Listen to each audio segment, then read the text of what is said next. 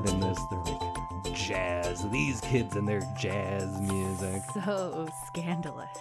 What was the last one of those? I think there's jazz, then everyone was against rock. Was hip-hop the last one? I think hip-hop, like rap. It's been a while. Yeah. Well, I think when you look at it, you look at jazz, rock and roll, hip-hop, really it's just white Americans being scared of black people. Oh, yeah. That's all that was. Yikes. Yeah. Well, we really cracked it. Well, I don't really want to get into all of that No. now. Let's just start this podcast. here we are, podcasting. All right. Welcome, everyone, to another episode of I Love This, You Should Too. I am one of your hosts, the adequate Mr. Randhawa. And with me is my lovely co-host, the lovely Mrs. Randhawa. Oh, that's me. We never really are introduced as Mr. and Mrs. Randhawa. I'm Feels weird. occasionally referred to as Mrs. Randhawa. Oh, since I stopped teaching, I'm never like Mr. Randhawa anymore. Oh. To me, Mrs. Randhawa is your mom, though. But my mom's never been called Mrs. Randhawa either. In my brain, she is Mrs. Randhawa. And that I am just Mrs. Randhawa Jr. The younger. Mrs. Randhawa Jr. Yeah, there's no real Mrs. Randhawas in my families because my sisters, some of them changed their names, and then the ones who didn't are Dr. Randhawa. Oh, true. Yeah. So we don't have a lot of Mrs. No, Randhawa. I'm happy to carry the banner. Good job. With your mom.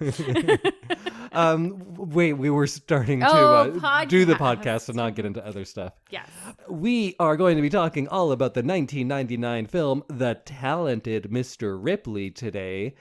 It was my pick. It was a movie that I saw when I was probably in my late teens, somewhere around then, not too long after it came out, and I remember really loving it.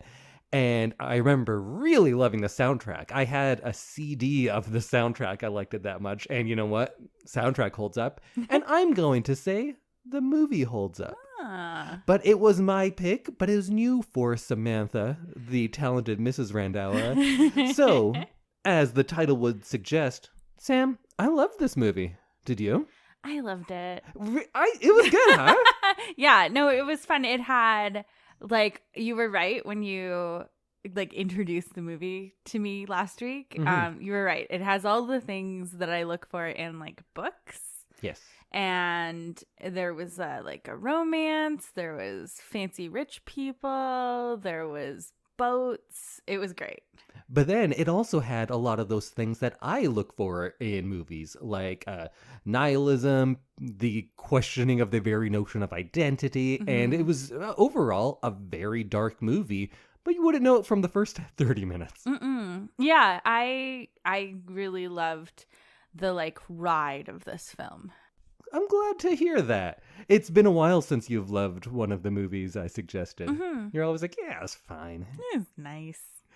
Although I think this is the first American movie I've done in a long time. Oh. We were kind of all over the place with Korean and Japanese, and then we had a Canadian Content Week. And the first American movie I pick in a while is, of course, not set in America, but it is full of Americans and was an American production. And I think it's maybe our third or fourth movie that I've picked from the year 1999. Because, again, greatest Golden year in age American... of film. The single year of American filmmaking, I think the greatest one was 1999. Wow. Yeah. I like the movies we've watched from 1999, so I'm going to agree with you. Although I think you had mixed feelings on Being John Malkovich. Yes, correct. Oh, so good. But we're not talking about that. Let's get into The Talented Mr. Ripley. Full disclosure, I hate when podcasters or anyone apologizes for what they're about to do, but I think I'm heat-stroked, and my mind is wandering, and I'm having trouble concentrating. And I didn't really do notes, but I still think we are going to deliver some quality content. Excellent. But rather than going through chronologically, which we do for movies that we tend not to like, or going thematically, which I often like to do, I think this, because it's more of a character study than anything else. I think we should talk about this movie in characters and really getting into the psychology and the character development of Matt Damon's portrayal of Tom Ripley really will be breaking down the movie as well. Yeah. Yeah, I think that's a good way to go about it, because I feel like if we go chronologically, we're going to miss some of that, like, insightfulness. Yeah, and if you're listening to this, you should have seen the movie already, so you just go watch that. And if it's one of these movies that's kind of a convoluted plot, not in a bad way, but there's a lot to the plot, a lot of moving pieces, a lot of happenstance and luck and lying and all that kind of stuff, going over the plot is not fun. Like, that's what the movie is for. So I think maybe we'll start off with a little introduction of just overall what we liked, what we were surprised about, and then maybe we'll go through the characters, because I think the strength of this movie is those performances. I think there's a lot of very good performances in this, and maybe we'll end up with Tom Ripley, and that will probably lead us to how we feel about the movie overall. Sounds good. Let's do it. We already know the things you liked about it. Were there any things that were surprising to you about this one? I guess one thing I was surprised about was just how layered Matt Damon was as Tom Ripley. I really appreciated his performance, and his ability to do impersonations is incredible. Because a lot of the actors that I like, you've seen them later in their career where they're almost like jokes of themselves, or they turn into action stars. Right. Which is one of the two ways most of my beloved childhood actors go. I was like a teenager at this time, so it wasn't exactly a childhood thing. But do you think of Matt Damon as, the talented young actor Matt Damon, or he's more just like movie star Matt Damon? I think movie star Matt Damon. So what are some like movies that you would think of Matt Damon from?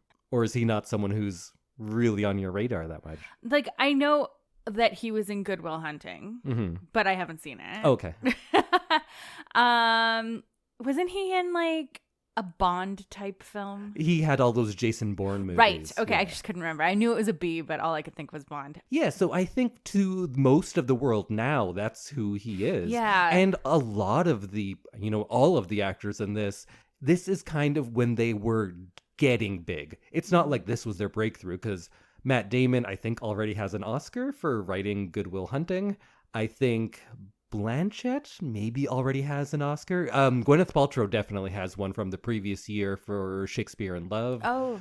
Philip Seymour Hoffman is gonna get an Oscar in the next couple of years, or at least some more nominations. Jude Law as well. Maybe he wasn't as big as I think, but I was a very big Jude Law fan. And I loved him in this as well. But it's a handful of actors who have all gone on to have huge careers, and this is relatively early, but when they were all kind of known as like, oh, this is the next big thing, and they already were that next big thing. Right. Oh, the Ocean's movies. Those are like the other ones that I know of him. Oh, right. Yeah. Which was like an ensemble cast of just like superstars. So yeah, I feel like that's how I see him. He's a superstar. Yeah. And we forget that a lot of the times with those superstar actors, they were just actors, right? There are people who are just movie stars. They kind of skipped that step of being a good actor. Like if you get your big breaks in action movies or something like that, sometimes you are not always the greatest actor before you become a like capital MS movie star. But Damon, I would say, is just a talented actor, and we see that here. Oh, yeah. After seeing this, I'm like, I can see why he's famous. Like, I can see it. And he had such a varied kind of character that it was really interesting to see him kind of embrace all those parts of his characters. And I have a hard time imagining him, like, breaking character on set. This seems like it's such a huge character that you kind of have to just like be in it all the time. Right. Like it would be really hard to like take that off and put it back on. One of the biggest things that was surprising to me on this rewatch, because I haven't seen it in, I guess, like a decade, more, 2 decades? I don't know, because I have no concept of time. But was how light the tone is to start. Yeah. Because I knew where the movie was going. So when you start off with the movie, you're like, oh, this seems like a fun kind of romp. It seems like one of those 50s madcap romps, like your charade and those types of things. in how it was edited with those kind of pieces coming up. I'd seen that in a lot of 50s caper movies. And then you have the music that often accompanies Ripley when he's doing some of his, Ripley business, some of his lying or deceit or whatever. It's not particularly ominous music. Instead, it's that fun Pink Panther-esque type music. So you think like, oh, he's up to something fun. And for a long time, he is. I guess we'll talk about why I think that that's effective in making him relatable at first, and then you get brought along on this ride that you did not bargain for. And that's kind of the strength of the movie. But it was so much lighter and so fun for the first while. Yeah, when you'd introduced it to me as this like dark, twisty, turny, like scary movie with a little bit of murder, at the beginning I was like, is this a romantic comedy? Because like I don't understand how we're gonna like transition to dark, twisty, turny murder film. And it did. And then when it happened, how did you feel? I was like, here it is. And were you along for that journey, or did you feel that was kind of jarring? Or no, I was along. I was kind of immersed at that point. I think it wasn't too like stark. And the structure was very surprising to me because, you know, I'm someone who always pays attention to the structure of a movie. And in this one, the act structure was strange because Dickie dies less than halfway into the movie. Yeah. And I was like, wait, now what? And I kind of forgot everything after that. But I didn't feel like it lagged. I do think the first hour is so much more fun and is so enjoyable. But the second hour is still good. And I feel like the pacing and the tension of it still keeps you with it.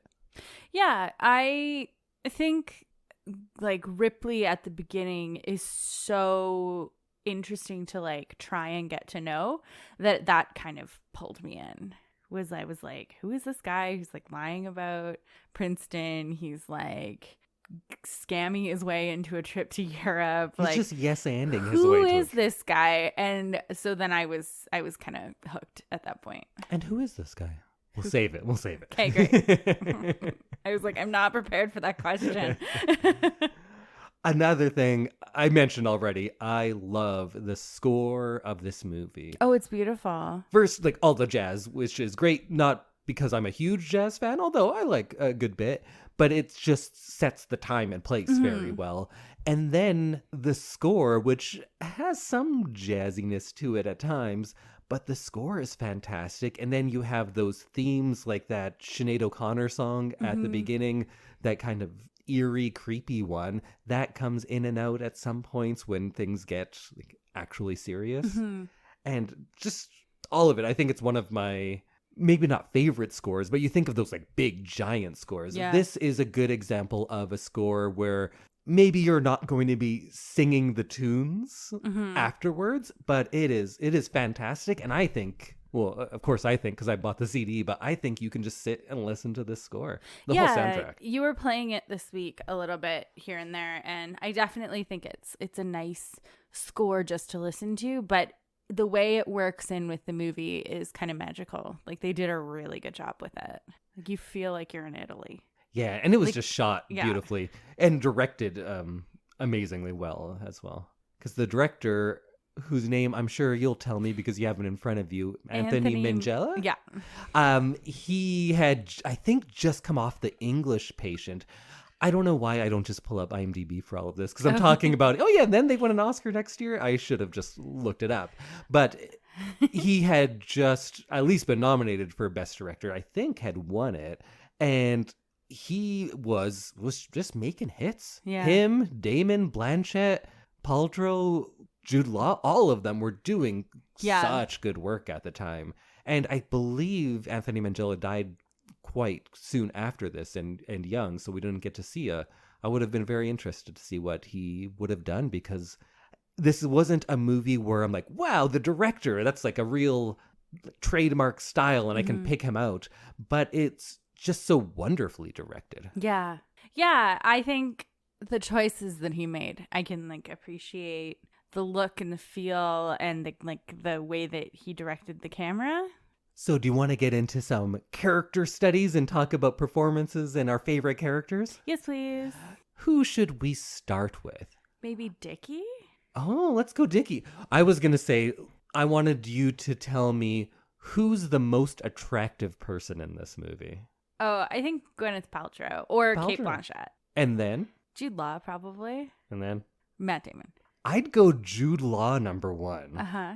Maybe Blanchett 2? She's gorgeous.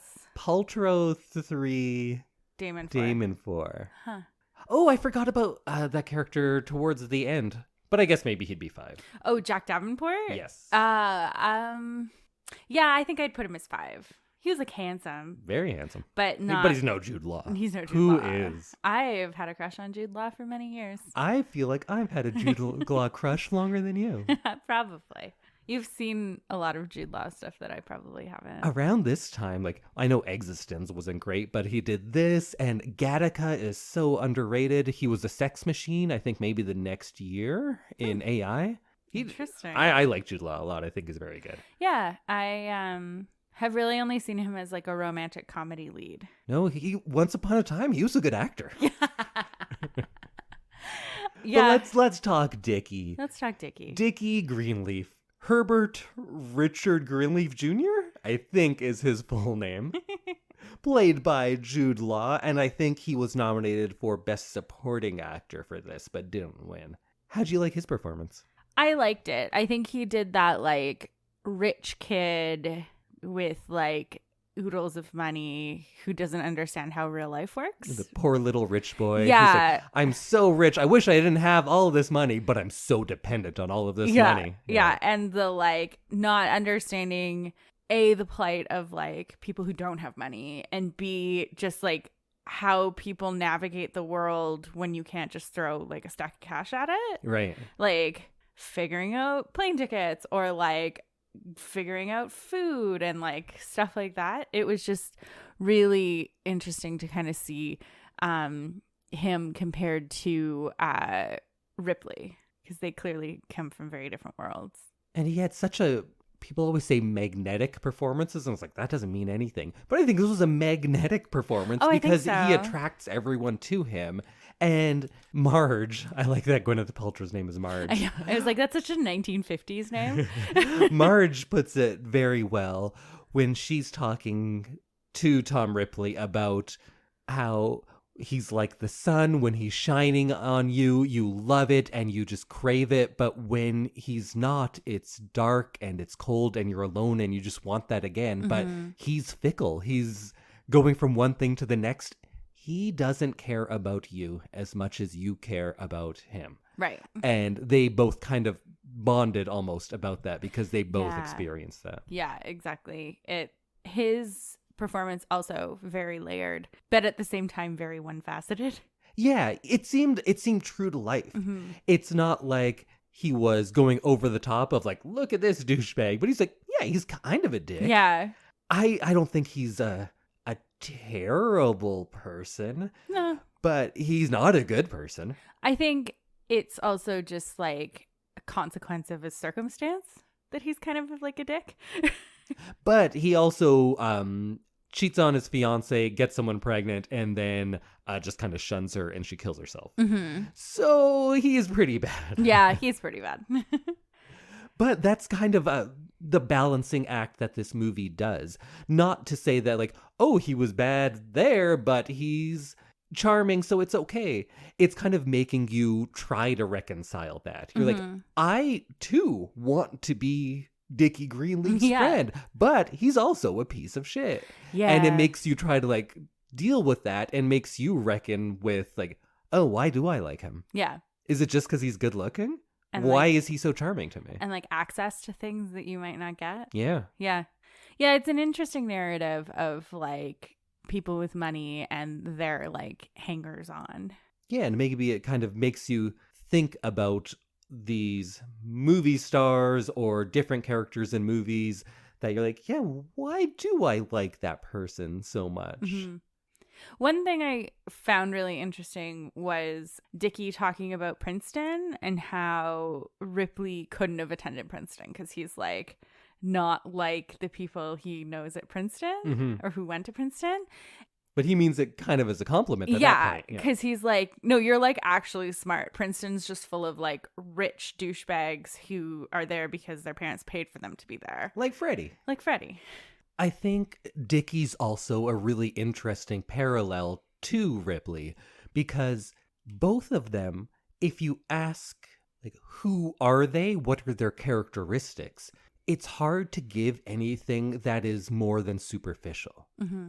Because Ripley we'll talk about later, but he kind of doesn't have a personality. He mirrors the personality of others. Mm-hmm. But Dickie has kind of grown up in this world too, where that's almost a strength, and he's trying to get away from that. But who is he really?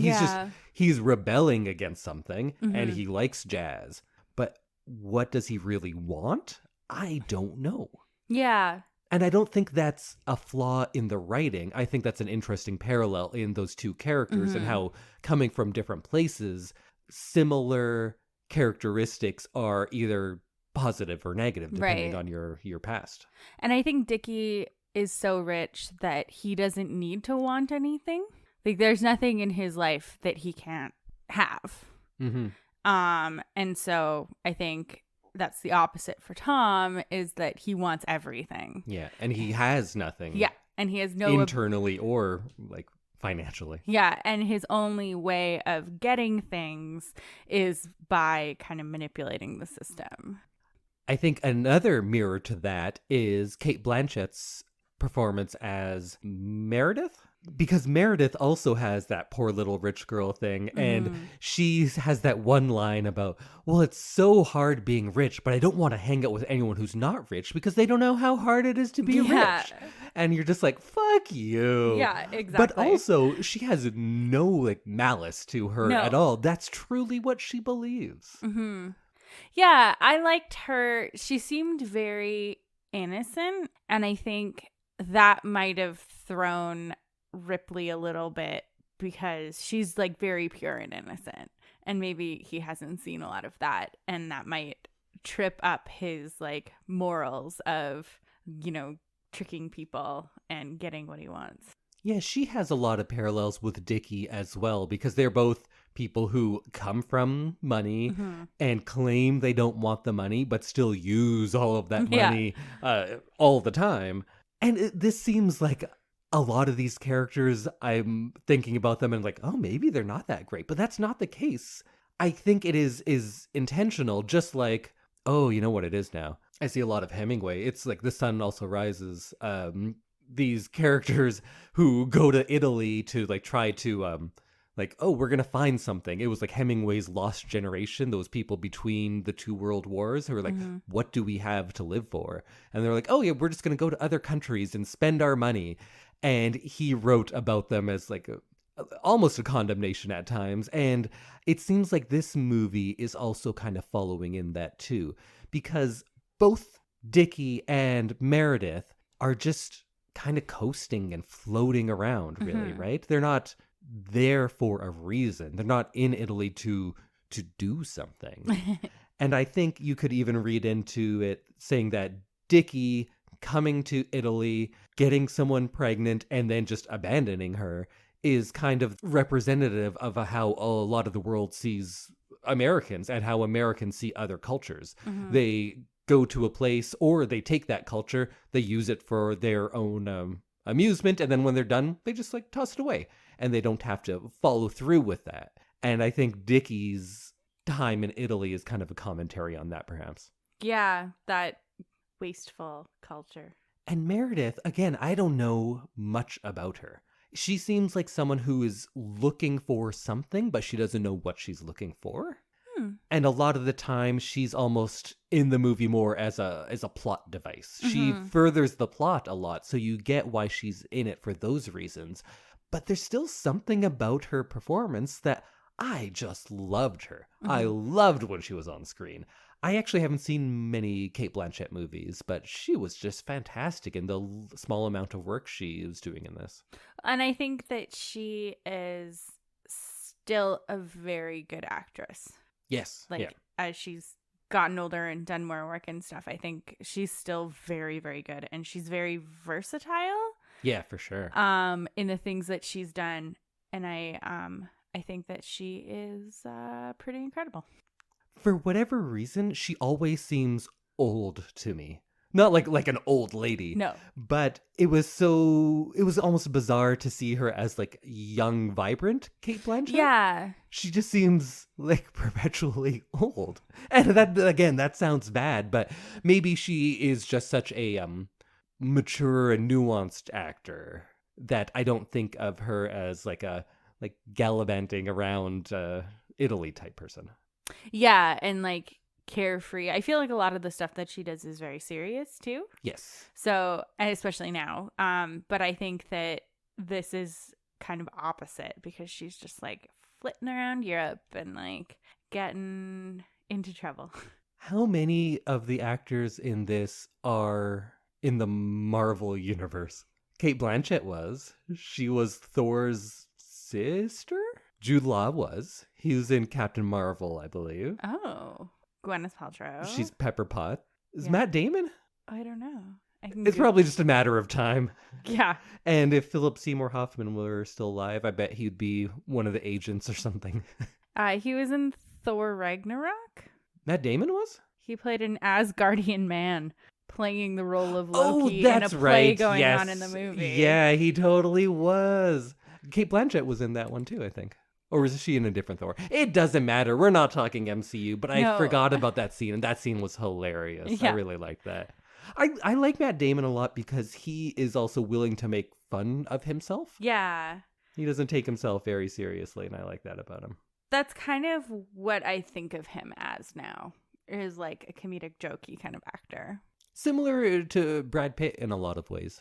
They both were very good actors, achieved the superstardom, and now often do things that are almost commentaries on their own careers. Mm-hmm. They have like a certain self-reflexivity about that. Yeah. And in a smaller performance, we have Philip Seymour Hoffman playing Freddy, and I love Philip Seymour Hoffman. R.I.P. So I have a really hard time with him. The character or the actor? The actor. Okay. The actor playing the character, I guess, because to me, Philip Seymour Hoffman is like 60. 60? Yeah. Why? I don't know. He's just like me and Cate Blanchett, I He's guess. like an older actor to me. And so him being with Matt Damon and Jude Law and being that age that they are supposed to be like early 20s in that movie, I just think like he did a great performance, but it was just really hard for me to like fit him into that cast. Interesting. I don't know. He's just... What do you know what you've seen him in that makes you think of him as an older actor? No, I can't think of a movie that makes me think of him, but he does just seem older. I don't have a good reason for it. I guess that's the exact same thing I was saying about Cate Blanchett. I just always think of her as an older actor, and she's not. She was young. I loved so many of Philip Seymour Hoffman's movies, and he is fantastic in this. Mm-hmm. Oh my God, I hated him so much. He's so bad. I just wanted to punch him in the face every time he spoke. And he also seemed like there was something seedy going on behind the scenes there. I guess not as seedy as what's going on behind Ripley's scenes. Yeah. But yeah, no, I think it wasn't behind the scenes. I think he's just like he's just a piece of shit, and he was very willing to admit that. Yeah. And is kind of proud of it, it seemed like. Yeah, I think he's like in a lot of movies about like rich people, there's always the guy who gets the stuff, right? So if it's like a party or like drugs or alcohol or women or like whatever, I feel like that's who Philip Seymour Hoffman was. He's like the one who makes the good time happen. And he does such a good job at being the character that sums up how this elite world sees someone like Tom Ripley. You can just hear him talking about like, oh, he's wearing that same coat again. Mm-hmm. And that whole thing, or the Tommy, how's the peeping? Yeah, that was... bit. And he just keeps saying it, or when he comes in and he's like playing the key on the piano and just like looking at him and hitting that off key. Yeah. I don't know how he didn't kill him right then. Yeah. Because I wanted to. Yeah, that was a pretty harsh juxtaposition to like everyone else in this movie of him. He's just like, he knows how to push buttons, and he's just a dick because he can be a dick. And he just revels in it. He loves being an asshole. For the small amount of screen time he had, I think him and Blanchett like really stole a lot of scenes. I mean, Blanchett, it's probably harder to say that because she wasn't a big performance. I just found her just infinitely watchable. Oh, yeah. And with Hoffman, I just found him infinitely hateable. So those two are going to draw a lot of attention from me. So Gwyneth Paltrow is Marge.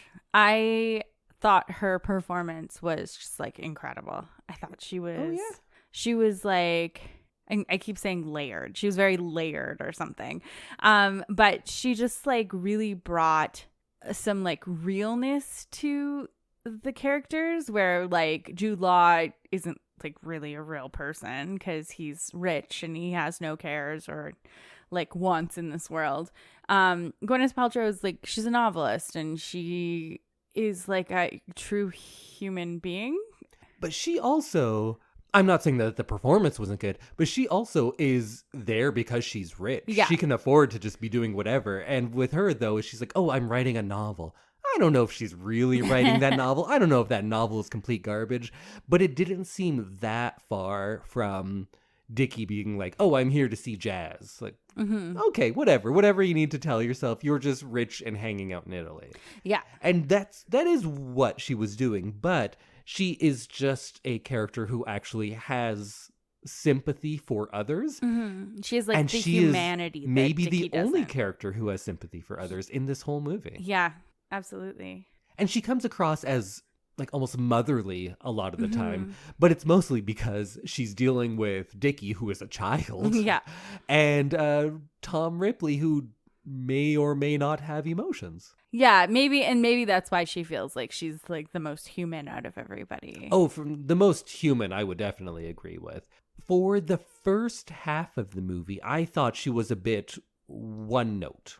And not saying that it was a bad performance, but the character, that's kind of what she was doing. And when she kind of expands into her own person as she starts becoming concerned with where Dickie is, and then getting to the point of accusing Tom of doing something, I think that's when her performance really starts to become more multifaceted like that. Yeah, it was interesting to see her character progress, and I thought she did such an incredible job in that scene where they're getting on the boat in, was it Rome or Venice? Towards the end of the movie? Towards the end of the movie, when Greenleaf is like taking her home, basically, Dickie Sr. And Big Dick. No. Herbert. And her like outburst there is just like, it was like heart-wrenching. Because she's grieving a real person, and she's staring at someone that she is convinced has killed that person that she's grieving, and nobody is taking a moment to like listen to her side of the story. And you can tell she just feels like lost and small, and she's kind of just dismissed as being hysterical, Yeah. right? It's the 50s, you're a grieving woman, what do you know? Women be crazy. And yet she's just not listened to, and she knows what's actually happening. Yeah. And so that little scene where they basically like put her on the boat was just so moving and good, because she is having like a real human reaction to something in a movie where a lot of people don't have reactions that are kind of appropriate. Right. Yeah, she is kind of the human core of this movie in a lot of ways. Upon this watch, I didn't love the performance as much as maybe the other ones we've talked about. And maybe I'm being too harsh on Paltrow, but I'm not saying it's bad by any stretch. I just remember at the time loving Gwyneth Paltrow. And we've seen her in other things, and I still think she was fantastic. I think she was very good before she was whatever kind of cult leader she is now. She was another one. Like, so many of these people have gotten so big that you forget that there was a talented performer in there at one point. Yeah. It was probably Shakespeare in Love that like really did it for me as a teenager watching that, thinking that was a great performance. But I think as good as she was in that scene, what I liked is when she was talking to Tom, because she was the only person at many times that would talk to Tom as a human, as a person, as an equal. He got so little of that, and he does not reciprocate for her because she's an obstacle to him. Yeah. She's the Marge problem to Yeah. him. So she's still not even getting anything from him. But when she was talking about Jude Law in the scene that I was talking about earlier, like, when he shines on you, everything is great and warm, but when he's gone, it's so cold. You can see that she knows about all the other stuff that Dickie is up to, because she's talking about how all these people want to be with him, and then she goes, and that's just the guys. Yeah. So she knows what he's doing, Mm-hmm. and she is still kind of a prisoner to her affection towards him, because Mhm. despite all of that, she still loves him. She shouldn't, Yeah. but you can't blame the person for loving the wrong person. Yeah. You can't blame the victim. Dickie's the bad guy. Yeah. Sure, she should know better, but she doesn't, and you can't justify not loving or loving someone. It's hard to control, right? Mhm. So you have to be on her side in that, and how she is playing this kind of defeated person earlier on in the movie, someone who knows that the person she loves will never love her the way she loves him. That part, I thought, had some good nuance to it, and was pretty sad. Yeah. Yeah. Her whole speech about Dickie being like the sun and you just wanting to like be around it, and we're like, this is the life that you want. Yeah. Like, this is what you've chosen to like fill your time with. And it was very, very sad. And it does like ring true of like just like a bad relationship, Mm-hmm. and her like not wanting anything better for herself. And I think that's a major theme of the movie too, is how a charismatic person, they feel like their existence is the reward. And that is perpetuated by people around them. Mm-hmm. 'Cause Dickie's a piece of shit. He is. Everyone loves him. And watching the movie, there's times where I loved him. Yeah. Oh no, he looked like someone that you could have a drink with, and it would be very fun. Yeah, and I think that's some of the brilliance of the commentary of this movie, is getting you to root for someone like that. Yeah. Getting you to love someone like that, and then be like, why? Why do you love this person? Why does she love this person? Why do we? Charisma. And this movie is a lot about that, about Tom not having that and wanting it, Mm-hmm. and just essentially mirroring how other people do it, and realizing that that is value. Yeah. Having people like you is value, and we get to see Dickie is the epitome of that through much of the movie, and Marge's relation to him is an example of that. Yeah.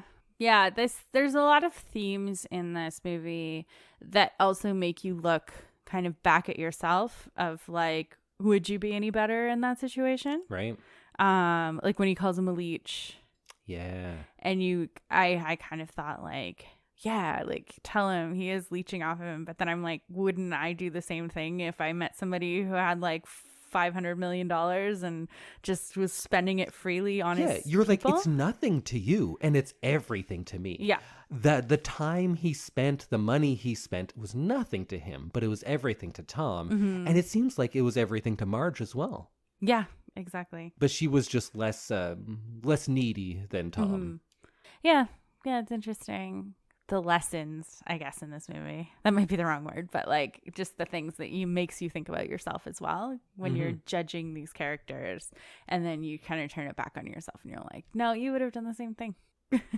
And I think that's what I like about so many of these movies, when I always talk about like, oh yeah, this has the things that I like, but it doesn't have that extra level. Mm-hmm. That's that kind of extra level that I like to talk about, is how does it make you reflect upon yourself? What does it say about the world in general? And I think this says a lot about class structures and social stratification and how that affects things. Mm-hmm. I think the movie makes a lot of good points about that too. Yeah. Shall we try to break down the talented Mr. Ripley? Oh my goodness. That seems like a impossible task, but Yeah. I don't know. I don't know where to even start. No. So it starts with his narration. Mm-hmm. And from some of the movies we've watched and movies from the 50s, this is someone telling a story. So you get to feel like the voiceover is usually the truth, right? They're not going to lie in a voiceover. They're lying to everyone, but they're not going to lie to us. Mm-hmm. So that sets it up. And he starts off with, if I could go back, I would take it back. Mm-hmm. It all started with borrowing that jacket. Right. And I love that it did. He's not just saying that. There is a lot of coincidence, sure, but there is such a quick slope that he slides down after borrowing that jacket. I think one thing I want to talk about is whether or not we think that Tom is out to manipulate people. Is he out to do a scheme, or does he fall into it? Yeah, I think he falls into it. I think initially he falls into it because I don't think he didn't have any sort of plan. He was just playing the piano, and then someone goes, "Oh, you go to Princeton?" And he's like, "Yeah." He just yes-ands his way into a trip to Italy. Yeah. And I don't fault him at that point for anything. I was like, "Yeah, go for it." I would do the exact same thing if these Richies are going to send you to Italy and you're someone who... He's a piano tuner. He's never going to be able to travel there on his own, and especially not in the first class way that he goes. Yeah. So I don't fault him for going along with things at all. And I think that's interesting on the writing side of things because it makes you sympathize or perhaps empathize with Ripley. So you're on his side now. And I like movies that put you on someone's side because at the beginning of this movie, I'm on Ripley's side. Mm-hmm. He's just some guy who's working hard, loves playing the piano, doesn't get breaks in life. We don't get to see a lot of his past, but he's not living in a great place. Mm-hmm. So we know that he's not particularly well off financially, and he's not going to have the same opportunities. And we get to see a character like Dickie who has everything he could want, but doesn't do anything with that. Then we see Tom, who has so little and is trying to make the best out of it. Mm-hmm. So of course I'm on Tom's side. And I like when movies put you on someone's side and then you decide when you turn. Right. Like, how far do you go being on that person's side before you go like, oh, no, you're the bad guy. Yeah. I'm not on your side. Yeah, I was on his side. And then I got a little bit shaken when he starts doing the impressions. Mm-hmm. And I was like, oh, maybe this guy's just like not good and I shouldn't be cheering for him. And then Dickie just finds him amusing. Yeah. And then he slowly gets like more and more bogged down in this life. And then all of a sudden I came to the realization that, yeah, he's not a good guy. Before he kills Dickie? Yeah, as he's kind of coming to the realization that that's what he needs to do. When do you think he comes to that realization? Probably when Jude Law is like saying, like, you're a leech, you need to go, and like is trying to kick him out of his life, basically. I think that he never intends to kill Dickie. No? No, because when Dickie starts hitting him first, mm-hmm. and Ripley is cowering and is terrified, mm-hmm. and Dickie like keeps berating him, or maybe he's not even hitting him at that point, but he snaps and hits him once with the oar. Yeah.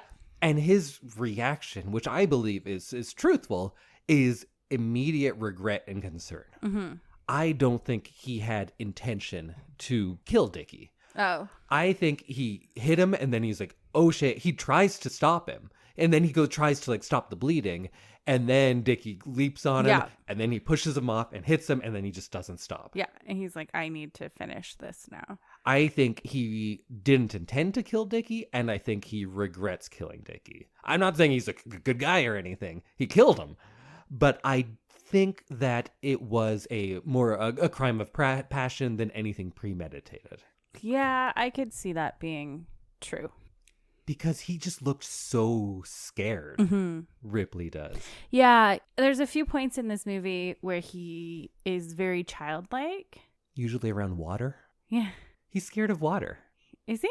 When he first gets to the beach, he takes off his shoes and he runs to the water, puts his feet in it, and turns around. Yeah.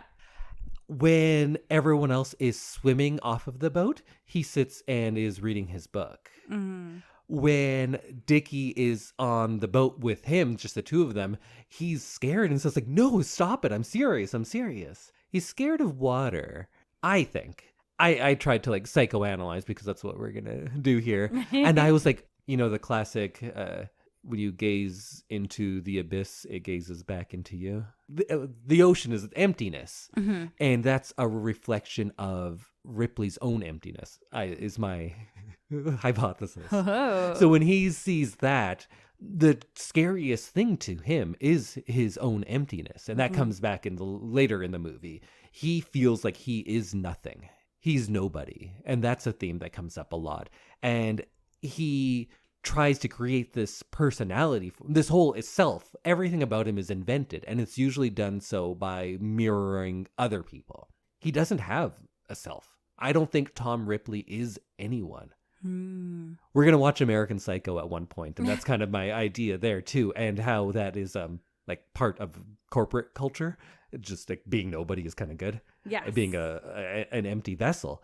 And I think he is that. So the vast ocean is a reflection of that, and him being scared of the water is him being scared to face his own emptiness. Whoa, man. Maybe, I don't know.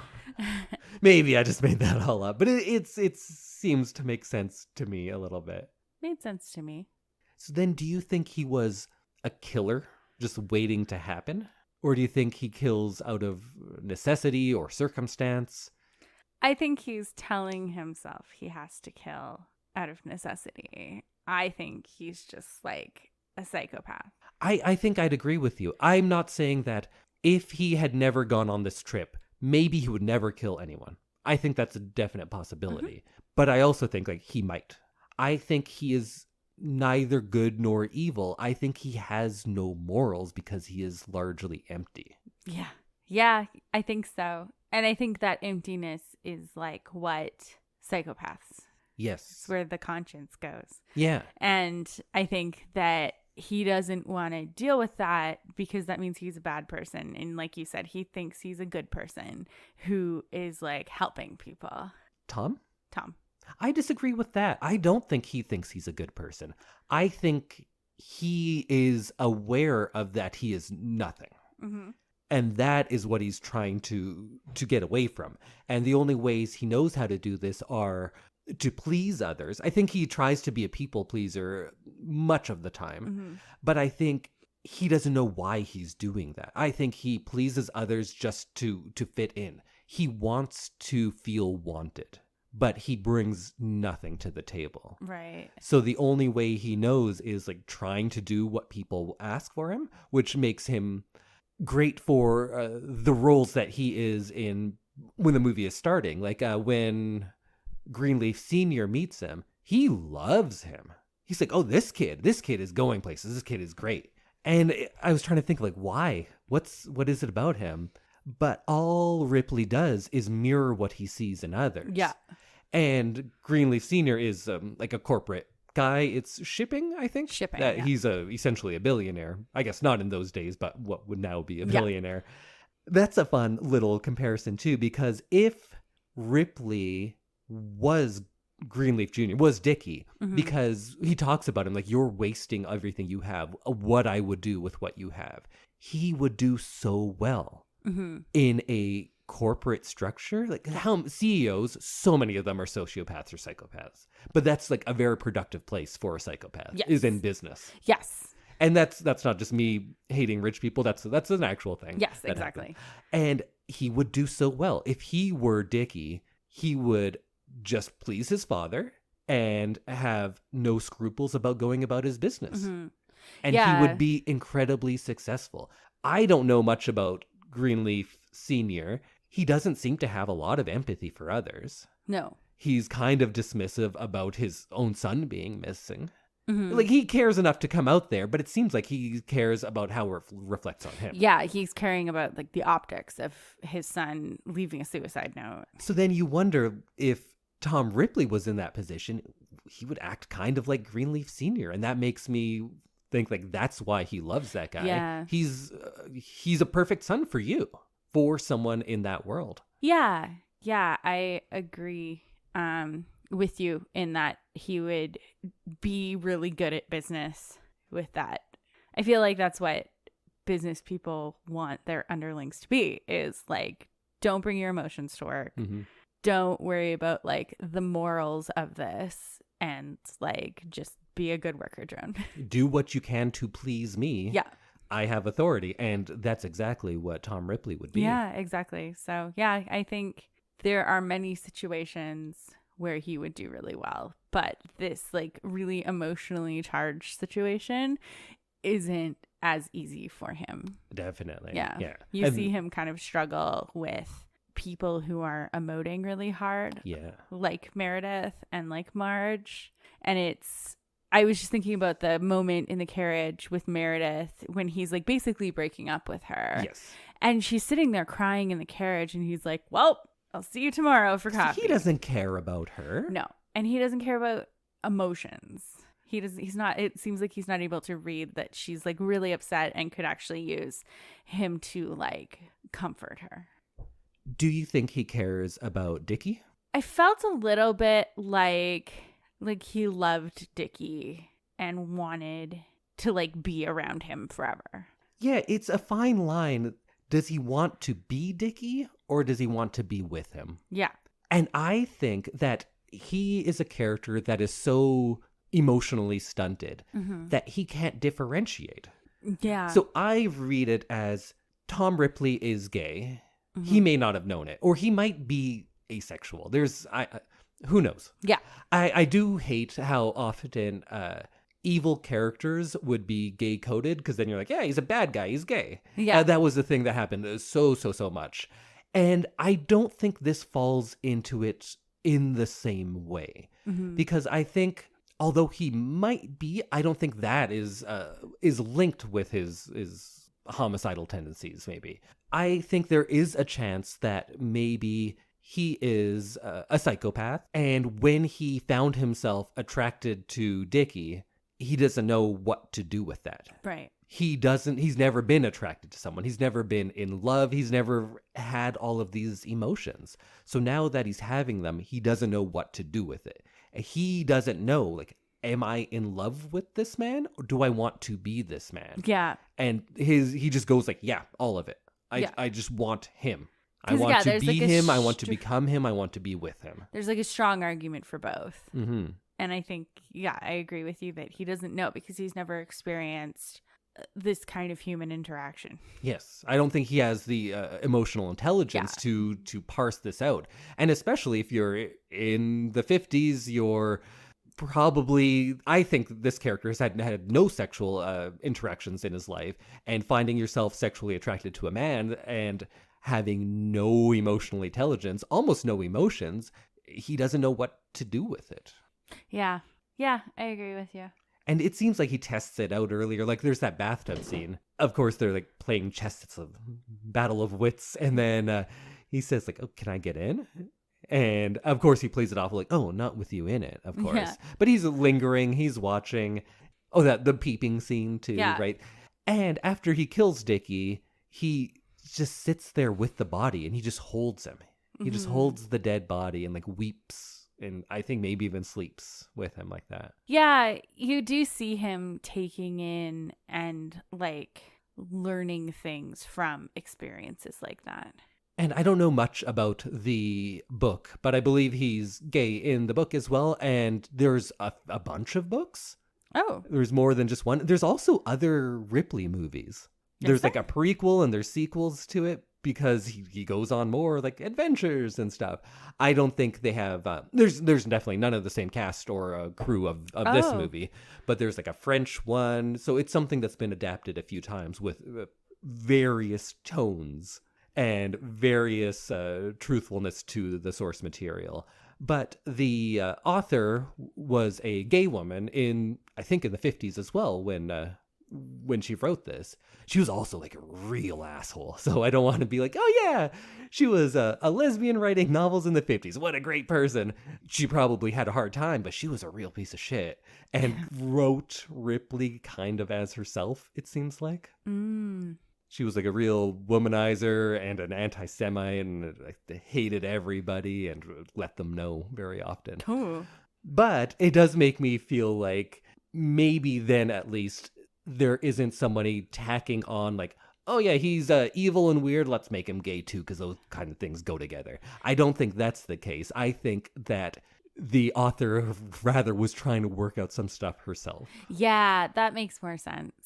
And also interesting that she wasn't a good person. Yeah. All kinds of people are assholes. Yeah. Gay or straight, you can still be a dick.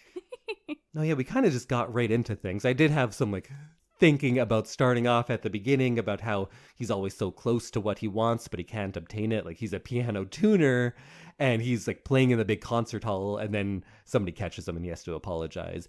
And the only thing stopping him in all of this is just money.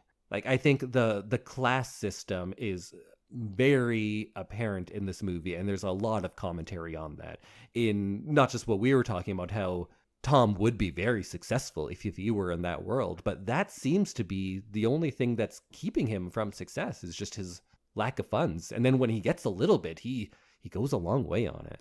Yeah, that $1,000. And I kind of forgot that it was like the 50s. So that $1,000 is more like $10,000. Yeah, maybe. Like it's a lot of money for that time. And I think it is interesting the difference between how he and Dickie spend money. And Dickie spends Tom's money. Yeah. Of course, Tom's money is Greenleaf Sr.'s money, but he asks him to buy the icebox and things like that. But then when it comes time to the ski trip, he's like, oh, well, you can't pay your own way. So when Dickie could front it very easily, he just doesn't care. He's just done with him. Yeah. He's like, on to the next, please. Next adventure. Yeah. I like it in the beginning because you assume it's just class. Financially speaking, that stops Tom from being one of these people. And as soon as he has the coat on, like everyone trusts him, right? He's given $1,000 just like nothing. Yeah. And then as the movie goes on, just as we are forced to identify with him and then start distancing ourselves, we start realizing it's not just class. There is something wrong with this human. Yeah.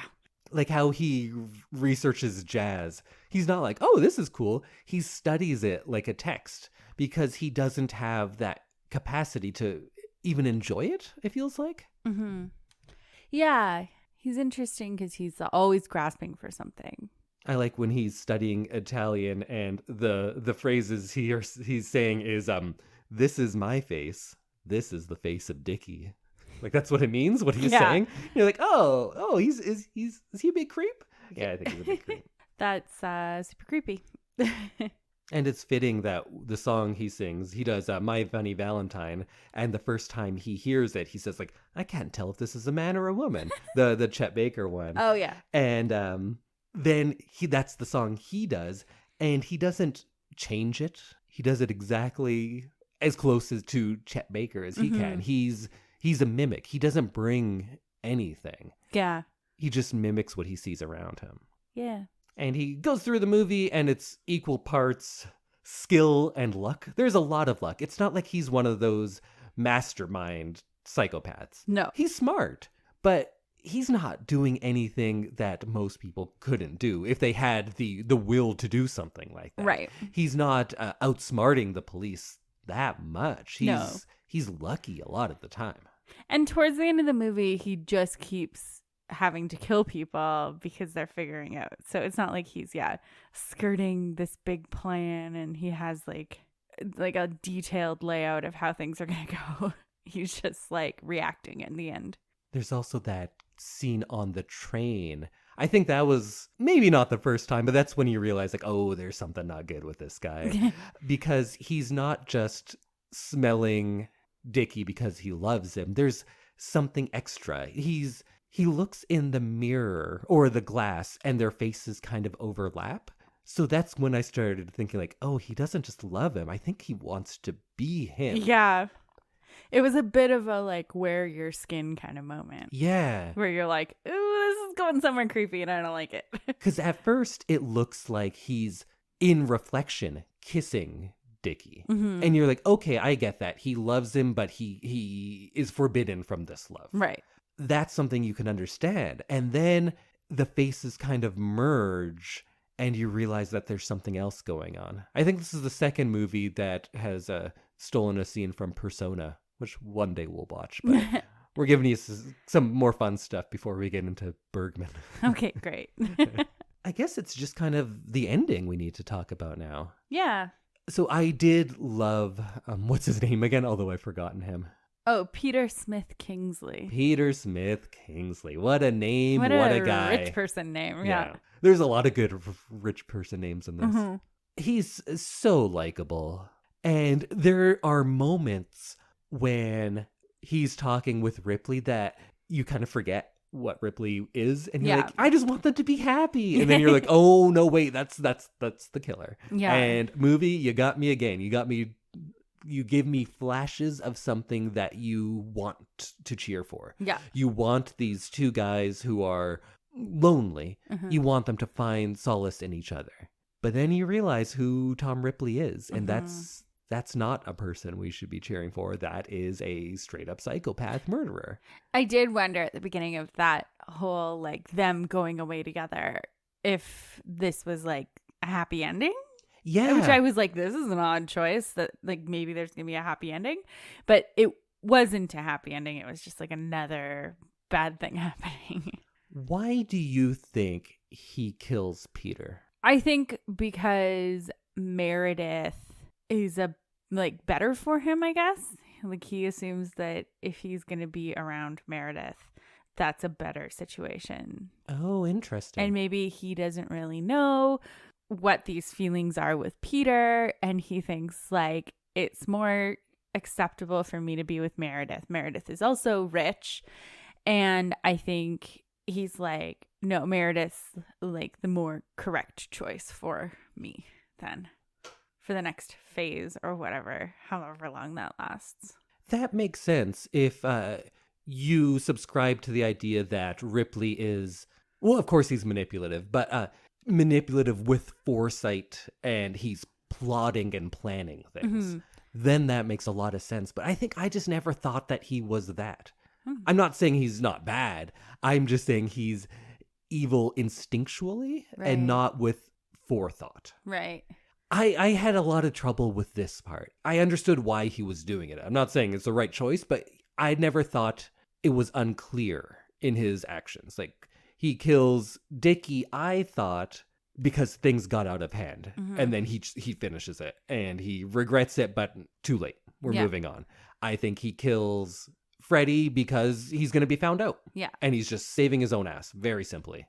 I never quite get why he kills Peter. I think what you said makes sense, but I think I never really believed that he had that amount of foresight. It makes the most sense, or that he just simply doesn't want to get caught in a lie on the boat. Yeah. And he's killing him, and he can get rid of him easier than he can get rid of Meredith and her family. Right. That makes sense, but when he's talking to Peter, it's the only time in the movie that he ever seems to have any sort of introspection or self-reflection or emotional intelligence.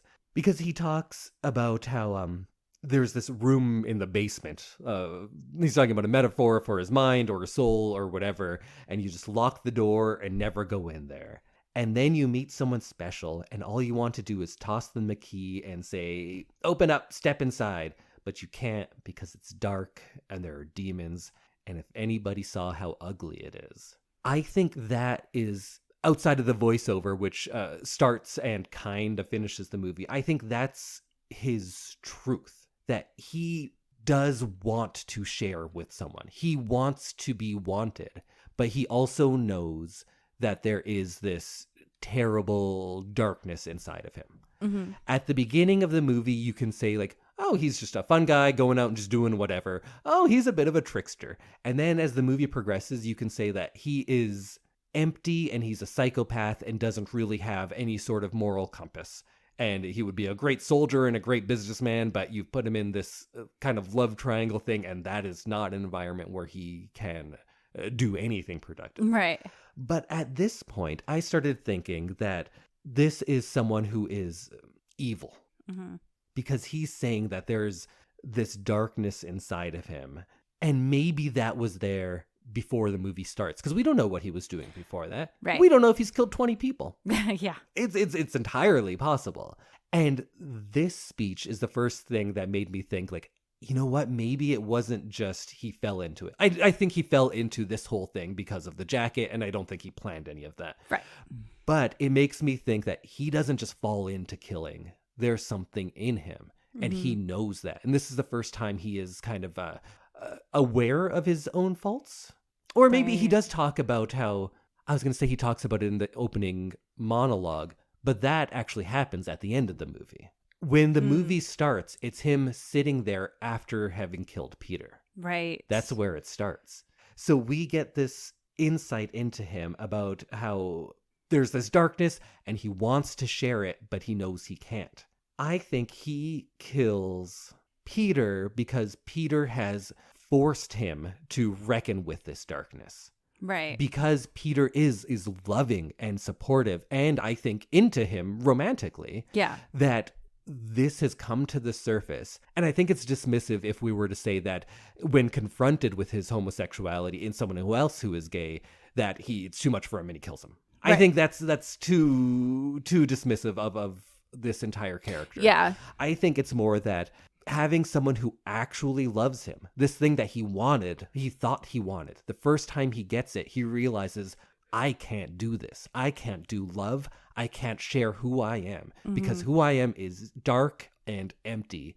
And seeing this person who is willing to know about me is forcing me to reconcile with how empty and dark I am. And I can't look at that. So he kills Peter because Peter is capable of holding a mirror up to him, not because he's saying, like, look at these bad things you're doing, but because he's saying, you can be yourself around me. Right. And who he is nobody. And when he has to reckon with that, when he has to deal with it, he can't.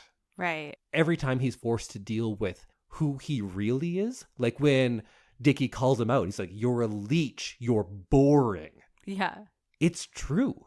Yeah. And he lashes out and he kills him. When Freddy is antagonizing him and saying, like, this place looks terrible, you don't have the taste. You've really made a life for yourself, huh? You just come in here and you're taking everything from everyone else and now you think you know? Mm-hmm. He lashes out at him and he kills him.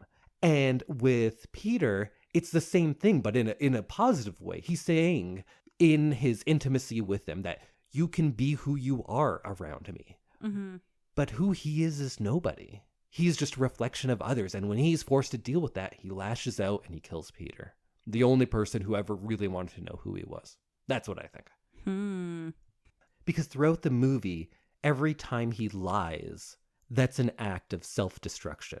When he says, yeah, I'm Dickie Greenleaf, Tom Ripley dies a little more. Right. And he goes like, oh, yeah, I went to Princeton. Whoever the real Tom Ripley is dies a little more. And maybe he's being forced to realize that the person that Peter loves is not Tom Ripley. It's this construction I've made. Right. Because every time he lies, it's an act of self-destruction. And this is the final one is killing Peter is him killing himself because that's the only person who took the time to try to know him. Right. And Meredith doesn't care. Meredith's like, oh, you're fun. Yeah. Meredith doesn't know anything about Tom and doesn't seem like she wants to. She is a very engaging character, but I don't think there's a lot of depth to her. And not saying that it's a bad writing or bad acting. I think that's who the character is intentionally. Yeah. I think that's who most of these characters are. They don't have depth. And I think that's an interesting comparison because we have these rich people who are shallow and this other person in Ripley who is less than shallow. He's nothing. He is surface. There is nothing below the surface. He's nothing. And then he starts talking about that what he wants to do is take a giant eraser and rub out everything, starting with myself. We started the movie with that voiceover. And I always think voiceovers are when you're not hiding something. You are talking directly to the audience. And that's what he starts with. I wish I could erase everything, starting with myself. And then when he kills Peter, we realize that that voiceover is happening at the end of the movie after he's killed 3 people. And the last one, who's someone who may have actually loved him, or at least had potential to do that. And then we get not like an actual scene of him killing him. No, you hear it. We get, again, a voiceover. Right. And voiceovers are kind of the truth. So maybe the voiceover is saying, like, no, he was always a killer. This is the truth. Yeah. He was always evil. It wasn't just happenstance. It looks like it, and it was happenstance that got him there. But he was always this evil, dark, empty person because the voiceover is the truth.